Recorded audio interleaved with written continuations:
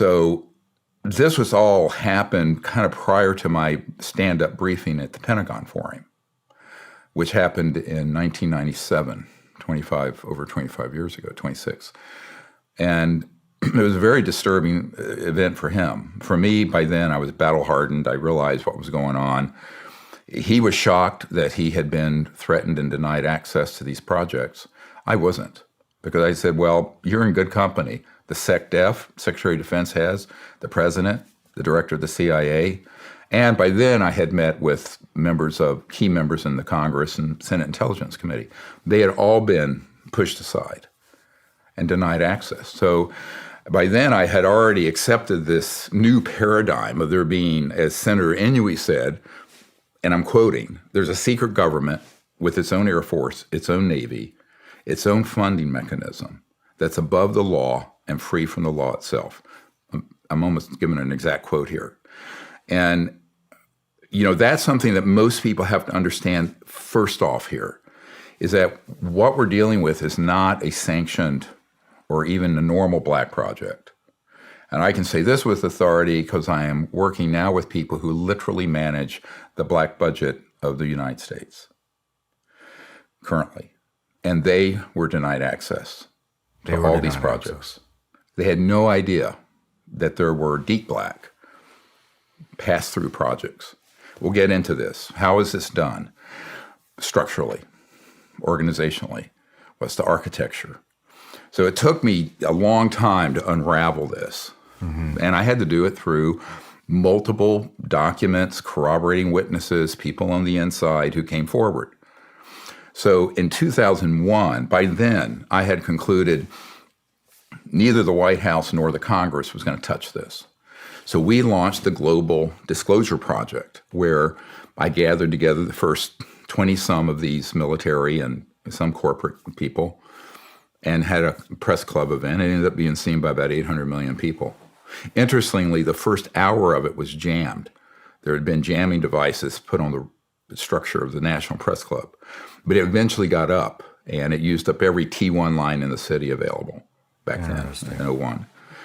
And, what happened from that was that then there was a whole movement launch that is going to this day. It's a very slow process. You're dealing with U.S. government, moves like a glacier. But, and that's complimentary.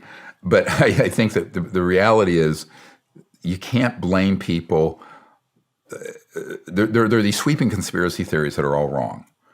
That, somehow, I was just talking to a congressman yesterday who had this idea that there were people in his party who were hiding things from him because they knew things, because the process going on now in the Congress, much of it is in classified skiffs and briefings that I know about. But in reality, those people who are trying to get to the bottom of this, they don't know anything. I mean, they're still asking, is that tic-tac, as they call it, this UFO footage, you can drop it in that are Hornets, F-18s were chasing off of San Diego. Is that, from China? And of course, as soon as I saw it, I matched it to a 1967 image we have of a Lockheed Skunk Works, so-called anti-gravity device. So that would be us. It's us. It's U.S. Well, let's call it global. It's part of this secret government asset base. So to give people a little deeper unpacking of this is like at the end of the meeting with Admiral Wilson. So I'm doing the stand-up briefing. It's supposed to be 45 minutes in his conference room at the Pentagon. And I have astronaut Edgar Mitchell is there, who was the sixth man to walk on the moon, my military advisor, and a couple witnesses, whistleblowers. And this goes on for almost 2 or 3 hours, much longer. He kept canceling appointments because he was so, concerned. And at the end of it, I said, look, we really need your help getting to the bottom of this and getting these rogue, illegal projects under control. He says, well, what am I going to do? He says, I can't act. I'll be rogue unless the Secretary of Defense and the President authorize me to do something like this. And I said, well, that's not going to be forthcoming. We've already attempted that. And he also said something that was very spooky. He said, how do I take on a group that have technologies that can do circles around the best thing I know we have, a B-2 stealth. He says, that's the best thing I know to deploy. And I have found out, and I have now convinced there is, a secret organization that have technologies that can literally do circles around my B-2. And I said, yes. And he just said, it's point, set, match. He says, I don't even know how to take that on. And that is how that meeting ended. Wow. It was very grave. And I went, well, there's a difference. Those projects are being run outside the law. And I said, the law is only and power is only what you use. If you don't use the law and if you don't use power, then you let sociopaths and criminals run amok. And unfortunately, that's what's happened since the late 1950s. I later found it was on Eisenhower's watch, unfortunately. He was old, he was tired, he was a 4-star general, World War II, that this group of, this secret government group sort of seized control over these operations. So in reality, the constitutional government of the United States has not been in a proper oversight and control of these operations since the late 1950s. So 70 years. Yep, almost 60, 2/3 of a century. Wow. So that's sort of just to give an overview of how this evolved. And now it's evolved to a very big event that's happened about a month and a half ago. The Congress passed and the president signed a law that has for the defense funding, National Defense Authorization Act. And it explicitly allows people to come out as witnesses, whistleblowers on the UAP, UFO issue, including contractors, not just government employees, but contractors like Lockheed Skunk Works, Northrop, Raytheon, Booz Allen Hamilton, MITRE Corporation, SAIC. These are all big chief primary contractors working on the reverse engineering of extraterrestrial materiel and also the building up of systems based on that and other technologies. So why do you think it took so long for this bill to come about? It just has to, when we released about 5 years ago, 5.5 years ago, Unacknowledged. So people, if you have Amazon Prime or Tubi or Hulu or whatever, that documentary got about, in the first 6 months, 760 million people see it. Now, most of that was pirated, dark web, Pirate Bay, whatever. It's fine. What I'm doing is a not-for-profit purpose of educating the public on this. I left my medical career to fix this massive problem for not only our country, but for the world and the future of humanity. But that, caused a lot of stir, and it triggered a series of events that has now led a few years ago to the law being passed that the Director of National Intelligence must report on this issue to the Congress. But now, I told folks that I'm working with, and I can't disclose exactly who they are, but they're the most senior people, and said, look, there needs to be a clear pathway, because the only way you're going to get this, you're not going to get this through the chain of command. You're going to have to get people who come in as whistleblowers and witnesses, who are direct witnesses to this, even if it's a small part of what they saw. Maybe they were only guarding a hangar where there was one of these triangular objects at my uncle's old company. My uncle worked on the lunar module, put the first man on the moon, Northrop Grumman. But which is part of how I had an interest in this. If your uncle kind of put the first man on the moon or was part of that, is sort of a fun thing for a little boy. Yeah. I was 14 when we landed on the moon. So. But which was a great thing to had a family member involved with that. But I think that, most people underestimate how important every little detail is. So what I did in the 90s up to the 2001 event, and what I've done since, is put together sort of a whole puzzle, a mosaic, based on thousands of little pieces of data. Mm-hmm. So, the evidence is easy to get your mind around one at a time. What's hard to get your mind around is the entire intelligence analysis that has to go with it. So that's what I've specialized in, is gathering that data and then connecting all the dots. How does this corporate operation interface with this base and this skiff? For people who don't know, the secure compartmented information facility. Yeah, a skiff is where highly classified documents, conversations, mission planning, Right. That's where it all happens. Right. Is in a skiff. Right. Yep.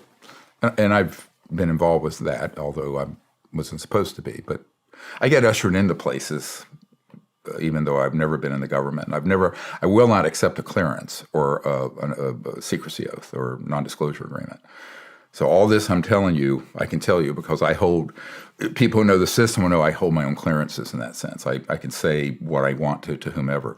What my rule is that if let's say you were someone who had been involved in an operation at the Dugway Proving Grounds out in Utah, there's a DUM there, deep underground military base that's very much involved with this issue. And there are assets there, man-made, anti-gravity, very advanced aircraft. That I have people who have been there who've seen them come up at night and move out. They'd be huge black triangles. And those are ours, by the way. Now, there are some extraterrestrial ones that are similar. So if you can envision this, almost any airfoil or superstructure that they've observed that's of an extraterrestrial origin, they've been able to create, let's say, copycat or similar. So this makes this very confusing and unfortunately opens up the possibility of a number of false flag or what Pentagon called deceptive indications and warnings operations or false flag operations. But so let's say that you're one of those guys and you come to me and you say, my name is so-and-so, here's my DD-214, you prove you were there. But you say, I don't want to ever be identified publicly. But I will go into the skiff to provide this information to the people who have now made this pathway for me to come forward legally. Then I will arrange for that to happen. That's what we're doing. And I'm making a call right now. Anyone, no matter how small or large your involvement was over the last 70 years with this issue, there's a pathway, there's a door open. We don't know how long it'll stay open. Looking to get your financial future organized? Well, if you don't have life insurance yet, that should be at the top of your list. Fabric by Gerber Life is the easy one-stop shop you need with life insurance and other family finance solutions all in one place. Fabric was designed by parents for parents to help get a high-quality, surprisingly affordable term life insurance policy in less than 10 minutes. Guys, I have a son, I have a wife, and I always worry about their financial future if I were to disappear from this earth, and that is where Fabric Life Insurance can help you. You could be offered coverage instantly with no health exam required. Protect your family today with Fabric by Gerber Life. Apply today in just 10 minutes at meetfabric.com/Shawn. That's meetfabric.com/Shawn. MEET fabric.com/Shawn. Policies issued by Western Southern Life Assurance Company, not available in certain states. Prices subject to underwriting and health questions. But it's been a lot of work to get to this point. It's a very big breakthrough that there is this legal mechanism so that the constitutional government of the United States can get informed on this properly. And what I discovered, and this was a very strange thing from 93 to now, every time I take a meeting with a high-level member of the U.S. government who should know about this given their rank or their position. For example, when I briefed years ago, the head of the Defense Intelligence Agency, General Patrick Hughes, a 3-star. Well, as anyone knows who's been in the military, that position is the top of the food chain for military intelligence, period. It's and the DIA is like the CIA for civilian. It's military. He had completely been denied access. The director of the DIA is completely denied access. I had a multi-hour meeting with him in his office with my senior folks. And it was another... See, these data points, people remember them as I go through them. How, in what universe can the head of the DIA or the CIA or the president or the chair people of armed services in the Senate or in the Select Committee on Intelligence not have been read in on this? When we are funding it, we estimate there's somewhere over the last 70 years, $8 to $10 trillion that have gone into these projects that are unaccounted for. Remember, the day before 9/11, we have a videotape of Rumsfeld at the Pentagon. I'm not sure he knew it was being recorded because I'm shocked that he said it. And it's in Unacknowledged, the documentary. And he says, and now this is now 21, 22 years ago. He says, there's $2.3 trillion unaccounted for in the Department of Defense budgets. Trillion, not billion. How do you have that much money unaccounted for? Oh, you do. Let me give you an example. I believe it. They say, it costs $2 billion a plane.